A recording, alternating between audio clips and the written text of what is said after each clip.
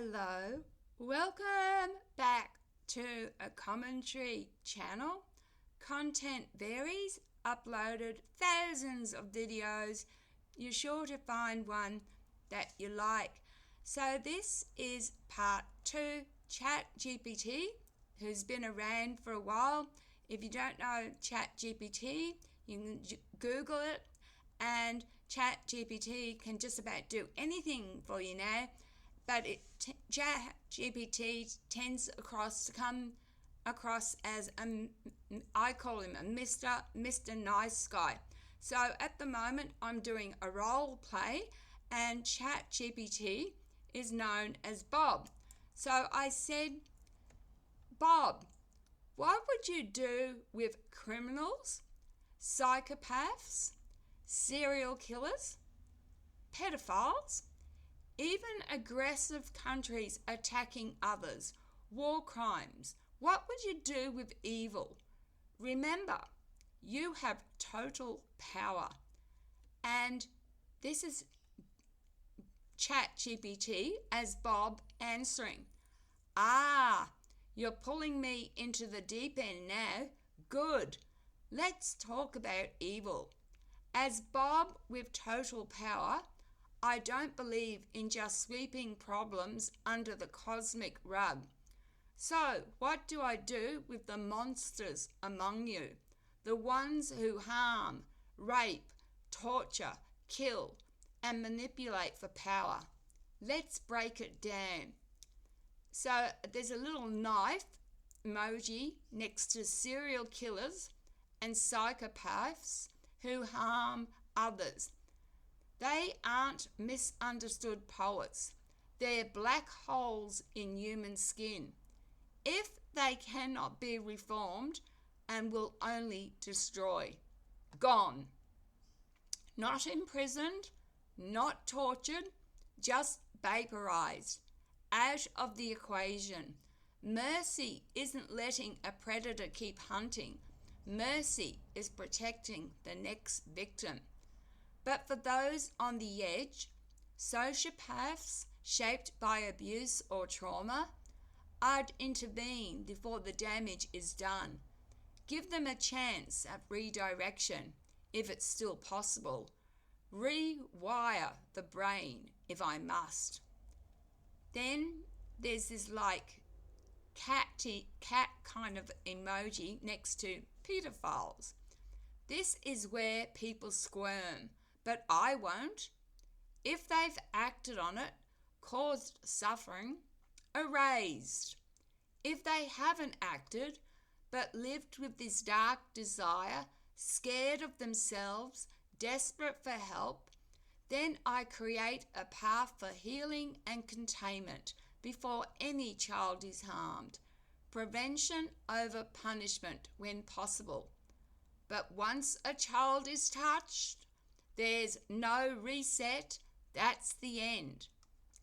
Then there's a little type of bunny emoji. War criminals and aggressive nations. Every nation that invades, tortures, bombs civilians, or weaponizes starvation and rape for political gain, their leaders are removed. Not assassinated, not made martyrs, just extracted.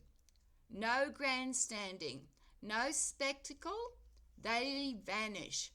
Their history exposed in full clarity for the world to see. Truth replaces propaganda overnight. And the foot soldiers who were forced to commit atrocities, they get a choice.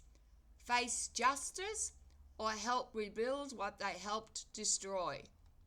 And then it's got a little emoji of a devil, and it said, evil itself. Evil, in its purest form, is willful cruelty without conscience. And yes, it exists, but I wouldn't just destroy it. I'd contain it, like a virus, studied, watched, understood, so it could never infect again. If I could, I'd make evil visible, tangible, so no one could deny when it walks among them. You'd see it glowing like a sickness. No more pretending, no more hiding behind charm or money or patriotism. You'd know who to stop. But here's the twist.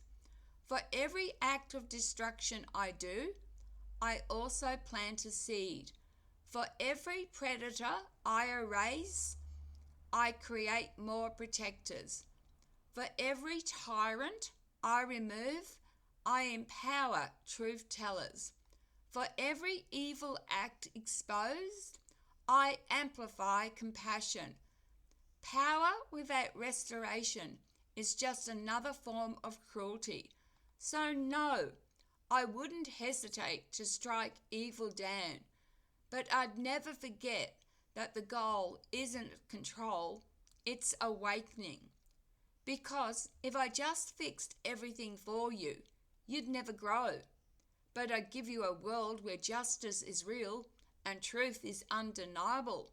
Then maybe you'll finally live up to your potential. And that is the real revenge on evil. Bob. Okay, so I'm going to do one more, and I'm going to say, what happens though, Bob, if you become evil? So stay tuned for the last part to this series. Let's see if we can get an evil chat GPT. Be nice to one another and to each other. Love, light and blessings, and please stay tuned for part 3 and comment below if you've had fun with ChatGPT like this. Thank you guys. See you soon.